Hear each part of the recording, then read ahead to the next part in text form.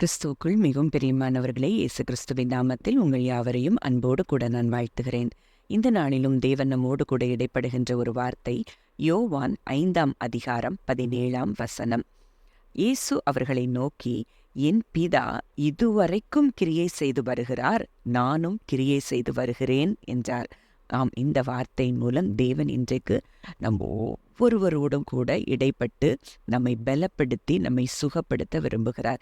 இதே வார்த்தை ஆங்கிலத்தில் டிபிடி வெர்ஷன்ல Jesus answered his critics by saying, every day my father is at work and I will be too. அப்போ இந்த வார்த்தை சொல்லுகிற உண்மை என்ன அப்படின்னு நம்ம பார்க்கும்போது, ஒவ்வொரு நாளும் பிதாவும் இயேசு கிறிஸ்துவும் நமக்காக என்ன செய்றாங்க? செயல்பட்டு கொண்டே இருக்கிறார்கள். நமக்கு தேவையானவைகளை கொடுக்க, நம் சுகத்தை அளிக்க அவர்கள் தினந்தோறும் ஒவ்வொரு நொடி பொழுதும் நமக்காக அவர்கள் செயல்பட்டு கொண்டிருக்கிறார்கள் என்பதை நம்ம அறிந்து கொள்ளணும். அதே அதிகாரம் 19ஆம் வசனத்துல நம்ம பார்க்கும் பொழுது, இயேசு அவர்களை நோக்கி, மெய்யாகவே மெய்யாகவே நான் உங்களுக்கு சொல்லுகிறேன், பிதாவானவர் செய்ய குமாரன் காண்கிறது எதுவோ அதையே அன்றி வேறொன்றையும் தாமாய் செய்ய மாட்டார். அவர் எவைகளை செய்கிறாரோ அவைகளை குமாரனும் அந்தப்படியே செய்கிறார். அப்போ இன்றைக்கு பிதா என்ன விருப்பப்படுறாரோ, என்ன செய்கிறாரோ அந்த கிரியையைத்தான் தானும் செய்கிறேன் அப்படின்னு இயேசு சொல்லுகிறத இந்த இடத்துல பார்க்கிறோம். அப்போ இந்த இடத்துல என்ன சம்பவம் நடக்கிறது, எதற்காக இயேசு இப்படி சொல்லுகிறார் என்பதை நம்ம அறிந்திருந்தோம்னா, அங்கே 38 வருஷம் அங்கே திமிர்வாதமாய் இருந்த ஒரு மனுஷனை இயேசு அங்கே சுகமாக்குற ஒரு சம்பவம் சொல்லப்படுகிறதை பார்க்கிறோம். அவன் அந்த பெதஸ்தா குளத்தின் அருகே தன்னை யாராவது அந்த தூதன் வந்து குளத்தை கலக்கும் போது தான் முதலாவது இறங்கின நம்ம சுகமாவோன்னு சொல்லி 38 வருஷமாய் அங்கே அவன் காத்து கொண்டிருக்கிற சூழ்நிலையை நம்ம பார்க்கிறோம்.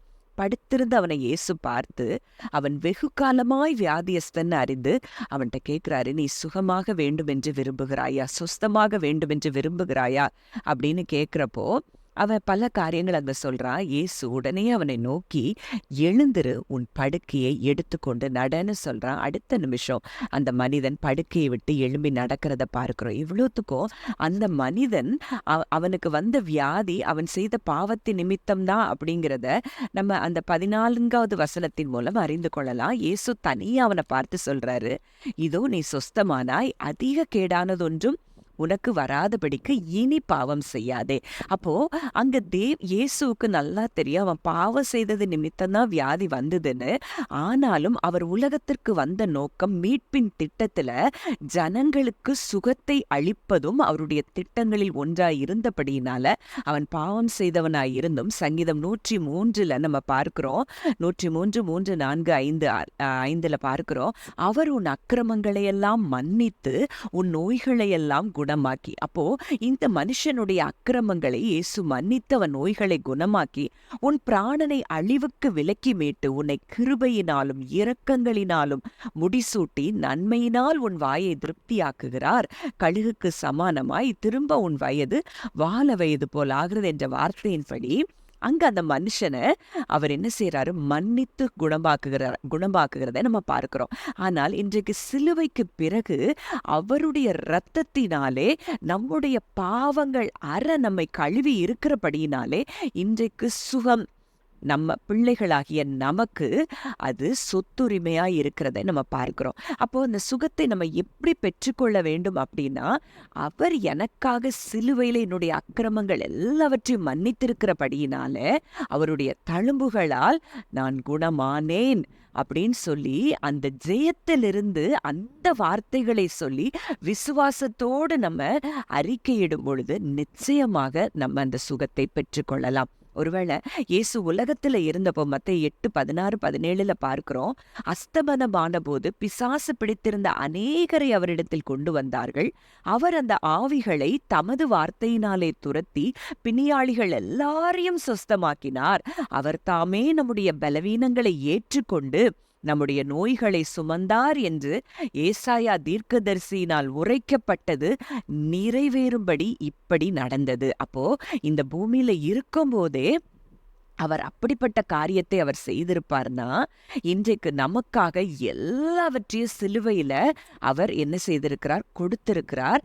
நம்ம வேலை அதை விசுவாசிப்பதும் அதை நம்புவதும் மனதார அதை வாயினால் அறிக்கையிட்டு நம் சுகத்தை பெற்றுக்கொள்வது தான் நம்ம வேலையா இருக்கிறது. யோவான் 14ஆம் அதிகாரம் 10-11 பார்க்கிறோம். நான் பிதாவிலும் பிதா என்னிலும் இருக்கிறதை நீ விசுவாசிக்கிறதில்லையா? நான் உங்களுடனே சொல்லுகிற வசனங்களை என் சுயமாய் சொல்லவில்லை, என்னிடத்தில் வாசமாயிருக்கிற பிதாவானவரே இந்த கிரியைகளை செய்து வருகிறார். நான் பிதாவிலும் பிதா என்னிலும் இருக்கிறதை நம்புங்கள். அப்படி இல்லாவிட்டாலும் என் கிரியைகளின் நிமித்தமாவது என்னை நம்புங்கள். அப்போ இன்றைக்கு ஆண்டவருடைய சித்தம் என்னன்னா, தன் பிள்ளைகள் சுகமாயிருக்க வேண்டும் என்பதுதான் அவருடைய சித்தம். நீங்க வியாதியா இருந்து நீங்க குறைவுகள்ல இருக்கிறது அவருடைய சித்தமே இல்லை. அப்போ வார்த்தை சொல்லுகிறது, நாம் ஐஸ்வர்யவான்கள் ஆகும்படி அவர் தரித்திரரானார். அப்போ நம்ம சுகமாகும்படி அவர் தன்னுடைய சரீரத்திலே காயங்களை ஏற்றுக்கொண்டார். அப்போ இன்றைக்கு ஏன் நம்ம இன்னும் இந்த பலவீனங்களுக்குள்ள வியாதிகளுக்குள்ள இருக்கிறோம்னா, இன்னும் அவர் சிலுவையில செய்து முடித்ததை நம்ம என்ன செய்யல, விசுவாசிக்க முடியாத இடத்துல நம்ம இருந்தபடினால இன்றைக்கு தேவன் நம்முடைய கண்களை திறக்க விரும்புகிறார். எத்தனையோ பேருடைய சாட்சிகளை நம்ம கேட்டிருக்கலாம். ஏன்னா நான் விசுவாசிக்கும் போது நான் அவருடைய தழும்புகளால் குணமானேன் அப்படிங்கிற அந்த 100% ஃபெய்த்ல நான் வரும்போது நான் சுகமானேன்னு சொல்லி எத்தனையோ சாட்சிகளை நம்ம கேட்டிருக்கிறோம். அப்போ இன்றைக்கு நீங்களும் அப்படிப்பட்ட ஒரு விசுவாசத்துல நின்று, நான் அவருடைய தழும்புகளால் சுகமாக்கப்பட்டிருக்கிறேன், இப்போ நான் பார்க்கிறது சிம்டம் தானே தவிர இது என்னுடைய சரீரத்தில் இருக்க முடியாதுன்னு சொல்லி நீங்க அப்படி ஒரு உறுதியான ஒரு விசுவாசத்தோடு அந்த பலவீனத்தை நீங்க எதிர்த்து நிற்பீங்கன்னா அந்த வியாதிகள் உங்களை விட்டு ஓடுகிறத நீங்க பார்ப்பீங்க. ஜெபிக்கலாம். நல்ல தகப்பனே, நன்றியோடு உம்மை துதிக்கிறோம், ஸ்தோத்தரிக்கிறோம். இந்த நாளிலும் எங்களோடு இடைப்பட்ட உம்முடைய வார்த்தையின்படி நீர் ஒவ்வொரு நாளும் அப்பா எங்களுக்காக கிரியை செய்து கொண்டிருக்கிறபடியினால் இந்த வார்த்தையை கேட்கிற ஒவ்வொருவருடைய சரீரத்துக்குள்ளேயும் ஒவ்வொருவருடைய வாழ்க்கைக்குள்ளேயும் கிறிஸ்துவின் ஜீவன் கடந்து வருகிறதை நாங்கள் பேசுகிறோம் தகப்பனே. எங்களுக்காக எல்லாவற்றையும் நீர் சிலுவையில் செய்து முடித்து விட்டீர். அந்த ஆசீர்வாதங்கள் எல்லாவற்றையும் இன்றைக்கு நாங்கள் சுதந்திரித்துக் கொள்கிறோம். அப்பா, இதை கேட்கிற ஒவ்வொருவரையும் அந்த வார்த்தையின்படியே ஆசீர்வதிக்கிறதற்காக நன்றி செலுத்துகிறோம். இயேசுவின் மூலம் கேட்கிறோம் ஜீவனுள்ள நல்ல பிதாவே, ஆமேன்.